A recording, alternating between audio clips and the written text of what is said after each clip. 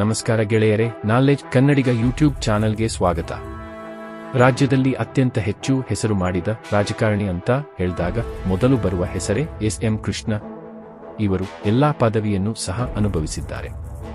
ಶಾಸಕರಾಗಿ, ಸಂಸದರಾಗಿ, ಸಚಿವರಾಗಿ, ಸ್ಪೀಕರ್ ಆಗಿ, ಉಪಮುಖ್ಯಮಂತ್ರಿಯಾಗಿ, ಮುಖ್ಯಮಂತ್ರಿಯಾಗಿ, ರಾಜ್ಯಸಭಾ ಮೆಂಬರ್ ಆಗಿ ದೇಶಕ್ಕೆ ಸೇವೆ ಸಲ್ಲಿಸಿದ್ದಾರೆ. ಕರ್ನಾಟಕ ರಾಜ್ಯದಲ್ಲಿ ಅತಿ ಹೆಚ್ಚು ಓದಿದ ಸಿಎಂ ಅಂದರೆ ಅದು ಎಸ್.ಎಂ. ಕೃಷ್ಣ ಅವರು. ಇಷ್ಟಕ್ಕೂ ಈ ಎಸ್.ಎಂ. ಕೃಷ್ಣ ಯಾರು ನಿಮಗೆ ಗೊತ್ತಾ? ಎಸ್.ಎಂ. ಕೃಷ್ಣರವರು ಡಿ.ಕೆ. ಶಿವಕುಮಾರ್ ಗುರುವಾಗಿದ್ದು ಹೇಗೆ? ಎಸ್.ಎಂ. ಕೃಷ್ಣರವರು ಅಮೆರಿಕ ಅಧ್ಯಕ್ಷರನ್ನು ಹೇಗೆ ಭೇಟಿಯಾದರು? ಇನ್ನು ಮುಖ್ಯವಾಗಿ ಡಿ.ಕೆ.ಶಿ ಕುಟುಂಬಕ್ಕೂ ಹಾಗೂ ಇವರ ಕುಟುಂಬಕ್ಕೂ ಇರುವ ಸಂಬಂಧ ಏನು? ಇವೆಲ್ಲದರ ಬಗ್ಗೆ ಈ ವಿಡಿಯೋದಲ್ಲಿ ಹೇಳ್ತೀನಿ ಬನ್ನಿ. ಅದಕ್ಕೂ ಮುಂಚೆ ಈ ವಿಡಿಯೋನ ಲೈಕ್ ಮಾಡಿ ಹಾಗೂ ಚಾನಲ್ನ ಸಬ್ಸ್ಕ್ರೈಬ್ ಮಾಡಿ. ಇನ್ನು ವಿಡಿಯೋಗೆ ಬರೋದಾದರೆ, ಎಸ್.ಎಂ. ಕೃಷ್ಣರವರು ಅಂದರೆ ಸೋಮನಹಳ್ಳಿ ಮಲ್ಲಯ್ಯ ಕೃಷ್ಣ ಇವರ ಪೂರ್ತಿ ಹೆಸರು. ಇವರು ಮೇ 1, 1932ರಂದು ಮಂಡ್ಯ ಜಿಲ್ಲೆಯ ಮದ್ದೂರು ತಾಲೂಕಿನ ಸೋಮನಹಳ್ಳಿಯಲ್ಲಿ ಜನಿಸಿದರು. ಇವರ ತಂದೆಯ ಹೆಸರು ಎಸ್.ಸಿ. ಮಲ್ಲಯ್ಯ. ಇವರದ್ದು ಒಕ್ಕಲಿಗ ಸಮುದಾಯ. ಕೃಷಿಯನ್ನು ಅವಲಂಬಿಸಿ ಈ ಕುಟುಂಬ ಆರ್ಥಿಕವಾಗಿ ಚೆನ್ನಾಗಿಯೇ ಇರುತ್ತದೆ. ಎಸ್.ಎಂ. ಕೃಷ್ಣರವರ ಶಿಕ್ಷಣ ಬಗ್ಗೆ ಹೇಳೋದಾದರೆ, ಹೈಸ್ಕೂಲ್ ಅನ್ನು ಶ್ರೀರಾಮಕೃಷ್ಣ ಶಾಲೆಯಲ್ಲಿ ಮುಗಿಸಿದರು.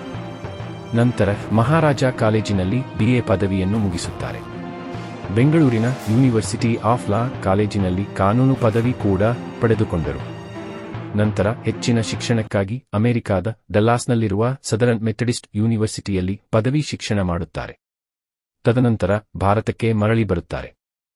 ಫಾರಿನ್ನಲ್ಲಿ ಇದ್ದಾಗಲೇ ರಾಜಕೀಯದಲ್ಲಿ ಆಸಕ್ತಿ ಹೊಂದಿದ್ದ ಇವರು ಭಾರತಕ್ಕೆ ಬಂದ ಮೇಲೆ 1962ರಲ್ಲಿ ರಾಜಕೀಯಕ್ಕೆ ಪ್ರವೇಶ ಮಾಡುತ್ತಾರೆ. ಮೊದಲ ಬಾರಿಗೆ ಮದ್ದೂರು ವಿಧಾನಸಭಾ ಕ್ಷೇತ್ರದಲ್ಲಿ ಪಕ್ಷೇತರ ಅಭ್ಯರ್ಥಿಯಾಗಿ ಸ್ಪರ್ಧಿಸುತ್ತಾರೆ. ಆದರೆ ಆ ಸಲ ಕಾಂಗ್ರೆಸ್ ಅಭ್ಯರ್ಥಿಯ ಪರ ಸ್ವತಃ ಪ್ರಧಾನಿ ನೆಹರು ಅವರೇ ಬಂದು ಕಾಂಗ್ರೆಸ್ ಅಭ್ಯರ್ಥಿ ಪರ ಪ್ರಚಾರ ಮಾಡುತ್ತಾರೆ.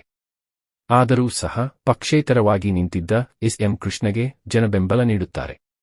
ನಂತರ ಎಸ್.ಎಂ. ಕೃಷ್ಣರವರು ಪ್ರಜಾ ಸೋಷಿಯಲಿಸ್ಟ್ ಪಕ್ಷವನ್ನು ಸೇರಿಕೊಳ್ಳುತ್ತಾರೆ. ನಂತರ 1958ರಲ್ಲಿ ಮಂಡ್ಯ ಲೋಕಸಭಾ ಉಪಚುನಾವಣೆಗೆ ಸ್ಪರ್ಧಿಸಿ ಗೆಲ್ಲುತ್ತಾರೆ. ನಂತರ ಕಾಂಗ್ರೆಸ್ ಪಕ್ಷಕ್ಕೆ ಸೇರಿದ ಎಸ್.ಎಂ. ಕೃಷ್ಣರವರು 1971ರಲ್ಲಿ ಮತ್ತೆ ಗೆಲುವನ್ನು ಸಾಧಿಸುತ್ತಾರೆ.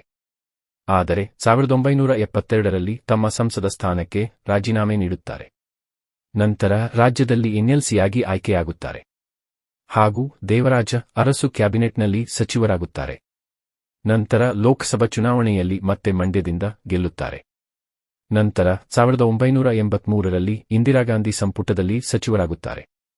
ನಂತರ 1984ರಲ್ಲಿ ಲೋಕಸಭೆ ಚುನಾವಣೆಯಲ್ಲಿ ಸೋಲುತ್ತಾರೆ. ನಂತರದಲ್ಲಿ ಶಾಸಕ ಹಾಗೂ ಸ್ಪೀಕರ್ ಆಗಿದ್ದರು. 1993ರಲ್ಲಿ ವೀರಪ್ಪ ಮೊಯ್ಲಿ ಸಿಎಂ ಆಗಿದ್ದಾಗ ಡಿಸಿಎಂ ಕೂಡ ಆಗಿದ್ದರು. ಇನ್ನು 1999ರಲ್ಲಿ ಕಾಂಗ್ರೆಸ್ ಪಕ್ಷ ಇವರನ್ನು ಕೆಪಿಸಿಸಿ ಅಧ್ಯಕ್ಷರನ್ನಾಗಿ ಮಾಡುತ್ತದೆ. ಆ ಸಲ ನಡೆದ ಚುನಾವಣೆಯಲ್ಲಿ ಕಾಂಗ್ರೆಸ್ ಭರ್ಜರಿ ಜಯ ಕಂಡಿತು.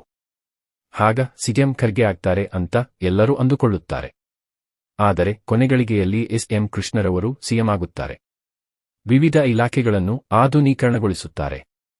ಇನ್ನೂ ಮುಖ್ಯವಾಗಿ ಇವರ ಅವಧಿಯಲ್ಲೇ ವೀರಪ್ಪನ್ ಡಾಕ್ಟರ್ ರಾಜ್ಕುಮಾರ್ ಅವರನ್ನು ಅಪಹರಣ ಮಾಡಿದ್ದದ್ದು. ಹಲವು ತಿಂಗಳ ಬಳಿಕ ಎಸ್.ಎಂ. ಕೃಷ್ಣರವರ ಸರ್ಕಾರ ಅಣ್ಣವರನ್ನು ಕ್ಷೇಮವಾಗಿ ಕರೆತರುತ್ತಾರೆ. ಎಸ್.ಎಂ. ಕೃಷ್ಣರವರು ರಾಜ್ಯ ರಾಜಕಾರಣಕ್ಕಿಂತ ಹೆಚ್ಚು ರಾಷ್ಟ್ರ ರಾಜಕಾರಣದಲ್ಲಿ ತಮ್ಮ ಪವರ್ ಹೊಂದಿದರು. ಇನ್ನು ಮಂಡ್ಯದಲ್ಲಿ ಇವರ ಪವರ್ ಹೇಗಿತ್ತು ಅಂದರೆ, ಇದೇ ಕಾರಣಕ್ಕೆ ಅಂಬರೀಶ್ ಮತ್ತು ರಮ್ಯಾ ಇಲ್ಲಿನ ಚುನಾವಣೆಯಲ್ಲಿ ಗೆದ್ದರು ಎಂದು ಹೇಳಲಾಗುತ್ತಿದೆ. ಇನ್ನು ಎಸ್.ಎಂ. ಕೃಷ್ಣರವರು ಡಿ.ಕೆ.ಶಿಗೆ ಗುರುವಾಗಿದ್ದು ಹೇಗೆ ಎಂದು ನೋಡೋದಾದರೆ, ಎಸ್.ಎಂ. ಕೃಷ್ಣರವರು ಕನಕಪುರ ಬಂಡೆ ಡಿ.ಕೆ. ಶಿವಕುಮಾರ್ಗೆ ಹಲವಾರು ಅವಕಾಶಗಳನ್ನು ರಾಜಕೀಯದಲ್ಲಿ ನೀಡಿ ಬೆಳೆಸುತ್ತಾರೆ. ಎಸ್.ಎಂ. ಕೃಷ್ಣರವರ ಕ್ಯಾಬಿನೆಟ್ನಲ್ಲಿ ಡಿ.ಕೆ. ಶಿವಕುಮಾರ್ ನಗರಾಭಿವೃದ್ಧಿ ಸಚಿವರಾಗಿದ್ದರು. ನಂತರ ಎಸ್.ಎಂ. ಕೃಷ್ಣರನ್ನು ಮಹಾರಾಷ್ಟ್ರದ ರಾಜ್ಯಪಾಲರನ್ನಾಗಿ ಆಯ್ಕೆ ಮಾಡಲಾಗುತ್ತದೆ. ಆದರೆ 2008ರಲ್ಲಿ ರಾಜ್ಯಪಾಲ ಹುದ್ದೆಗೆ ರಾಜೀನಾಮೆ ನೀಡುತ್ತಾರೆ.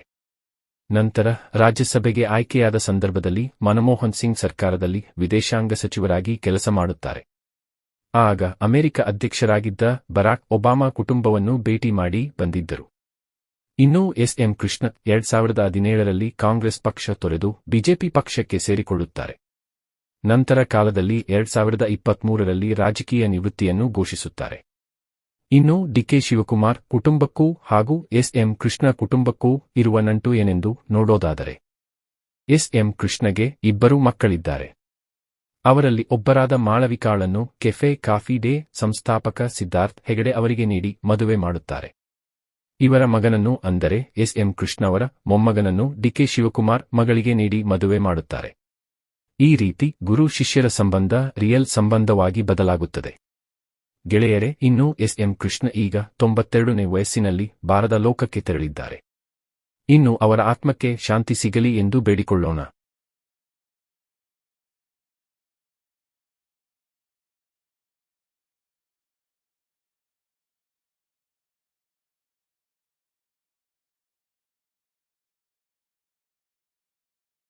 ಇನ್ನು ಈ ವಿಡಿಯೋ ನಿಮ್ಮೆಲ್ಲರಿಗೂ ಇಷ್ಟಾದ್ರೆ ಲೈಕ್ ಮಾಡಿ ಹಾಗೂ ಚಾನಲ್ನ ಸಬ್ಸ್ಕ್ರೈಬ್ ಮಾಡಿ. ಧನ್ಯವಾದಗಳು.